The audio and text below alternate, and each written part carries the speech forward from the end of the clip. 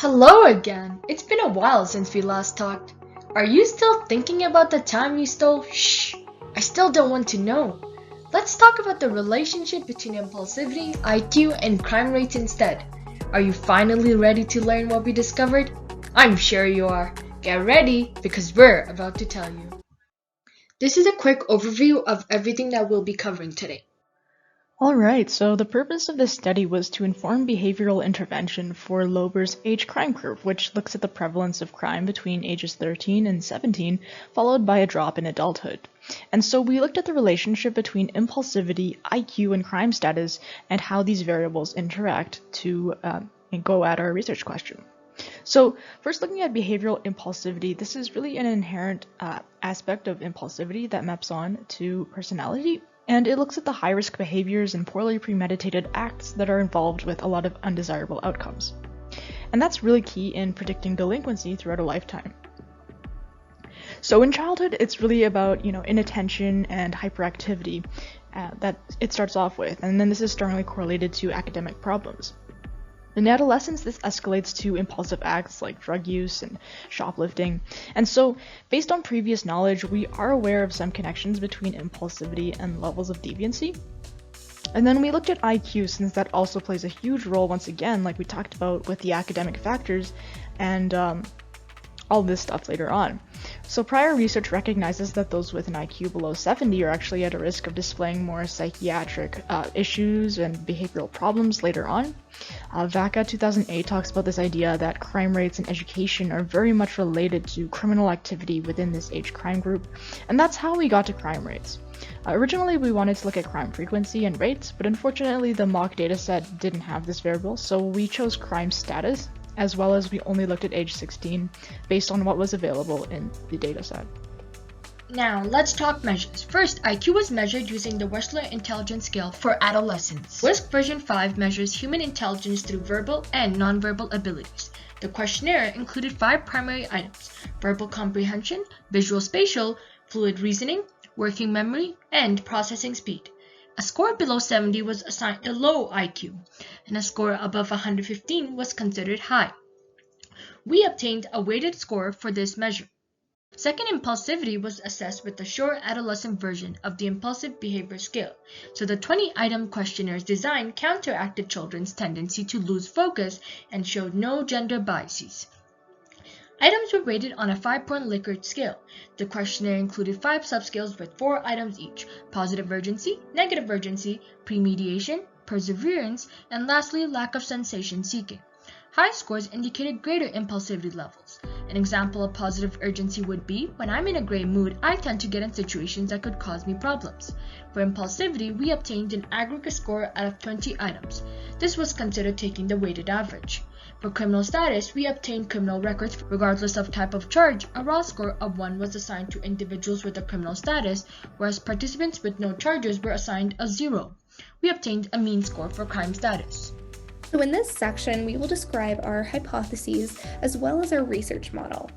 So we hypothesized that IQ, as measured by the Wechsler Intelligence Scale, would moderate the relation between impulsivity and crime status in adolescents between the ages of 12 to 16. Now, with a low IQ, a higher score on the impulsivity behavior scale for adolescents would predict crime status. But with a high IQ, on the other hand, impulsivity would not predict crime status. So this study intends to employ a multiple regression analysis on SPSS to really investigate the moderating effects of IQ on impulsivity and crime status. Moderation is a statistical analysis that is really used by researchers to assess whether a third-party variable is perhaps modifying the strength of the relationship between the independent variable and the dependent variable. So as you can see on this figure, this study chose to test for moderators to really determine and investigate the conditions under which youth are more likely to commit crimes. The authors will compare and test group differences between individuals who have low IQ scores and those that perhaps have higher IQ scores. So ultimately, this paper will investigate the interaction between IQ and impulsivity and whether the relationship between impulsivity and crime status can be stronger for individuals with a lower score on the IQ measure. So, to examine the potential effects of IQ on the relationship between impulsivity and crime status, the authors will run a regression analysis on Process Macro, which is a software tool used for moderation analyses. So, once the covariate variables have been entered, a matrix syntax procedure will be outputted, which will display the interaction effects between impulsivity, the independent variable, and IQ, which is the moderator. Following this, interaction plots have been created to really better interpret this interaction effect. The results of the moderated regression analysis revealed that IQ was a significant predictor of crime status at the 0.05 level. We also found that the moderation between IQ and crime status was nearing significance with a p-value of 0.05. Lastly, impulsivity was not revealed to be significant in the prediction of crime status. The following figure depicts the relation between adolescent impulsivity and crime status at different levels of adolescent IQ. Taking a look at the far left, we can see that among adolescents with low IQ, as impulsivity increased, crime status increased.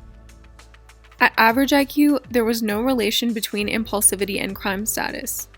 And lastly, on the far right, we can see that in those with high IQ, as impulsivity increased, crime status decreased. Overall, although our interaction was not significant, these general trends are in line with what was expected. Okay, so firstly, we do know that there was not a moderating effect found, but that our interaction did near significance. And we talked about this for a while, but our group did decide that this might be due to the crime status variable. And so crime status is a binary variable, so you're either a criminal or you are not. And that doesn't really encapsulate the different types of severity, frequency, and type of crime being committed. So therefore, it looks at different types of offenders that might not necessarily have been in our sample. We wanted to look at those on the age crime curve. However, there are also lifetime criminals who as teenagers begin committing a lot of higher level crimes and escalate throughout their lifetime. And we know that this is probably not the majority given the demographics and population of these types of people are quite low in general populations in North America. But given that we didn't account for this in this variable, we do wonder if this minority of lifetime criminals might have skewed the result to become non-significant. Secondly, we looked at the idea of impulsivity. So the idea that IQ and the impulsivity had this interesting effect on crime status where IQ had a significant effect, whereas impulsivity did not have a significant effect. We decided that perhaps our model might have been wrong and that IQ might have actually been our independent variable. Either IQ and impulsivity are both independent variables and there's another moderating variable, or perhaps impulsivity is a moderating variable. There's a lot in the literature that's still conflicting about this, so it could definitely be the case that IQ is an independent variable. But there still needs to be more things that are reworked with this model that we haven't yet figured out. So future studies could look at this. In a more practical sense, directionality can be looked at in terms of the graphs. So if you look at the low IQ graph, you can see that there was a positive relationship between impulsivity and crime status, and that definitely supports the prediction we made and the literature. So lowering impulsivity might actually lead to lowering crime status, and that fits a lot and makes a lot of sense in terms of all the cognitive behavioral and behavioral interventions that have been existing and going on in both literature and our community. We do know that sometimes this doesn't work, though, and I think it's really interesting that our study brings to light why this possibly might not work. So the idea that those with higher IQ have a negative relationship between crime status and impulsivity suggests that behavioral interventions or cognitive behavioral ones might not necessarily be helpful for those with higher IQ. It also is interesting in that there's possibly another variable here involved, since impulsivity and IQ aren't the only variables related to having a high crime status. So that's an interesting thing to look at in another future study. Overall, future studies can encapsulate larger populations since our mock data set looked at a much lower population. We could also look at different types of intervention related to IQ specifically, looking at both high IQ and low IQ. And lastly, we can look at a variable that's more nuanced rather than crime status. Something like severity or frequency of crime might be able to better encapsulate the population we're studying. So thanks for letting us take you on this journey, and hopefully you enjoyed our presentation.